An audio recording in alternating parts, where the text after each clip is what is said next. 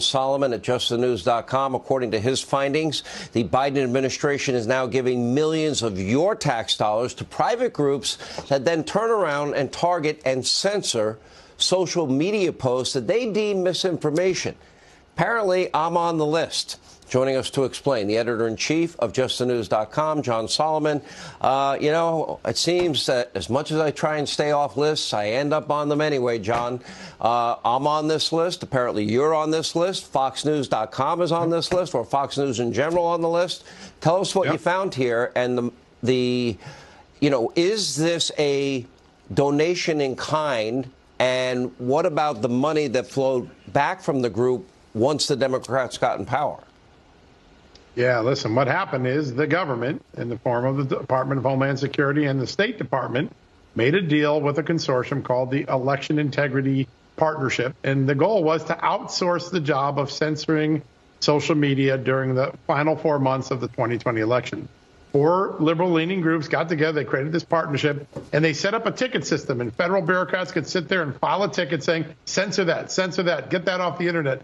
Put a warning label on that, and they would go to the social media companies and do that. Why'd they do that? Because if the federal agencies did it themselves, a good chance they would be violating the Constitution. So they created a little plausible deniability. They created this thing.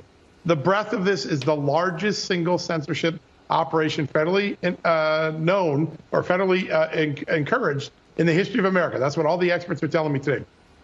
Nearly 5,000 URLs were targeted. Yep.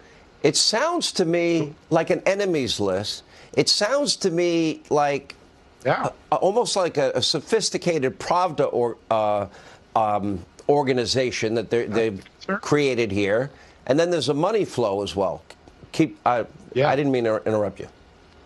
Well, it's just the numbers are amazing. You're on a list of 20-plus influencers they targeted. I'm on a list of 20-plus journalism institutions they covered.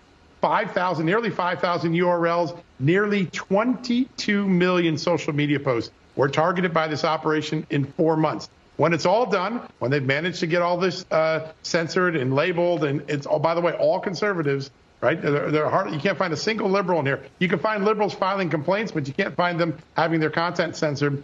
The Biden administration, as soon as it takes over, turns around and gives contracts to some of the partners in this program, several $1 million, looks like a reward to them. But what it does, it allows them to continue on. Now they're boasting they're back in the game for the 2022 midterm elections. The federal government, liberal interests working together to censor your and my and everyone else's free speech. We'll follow up.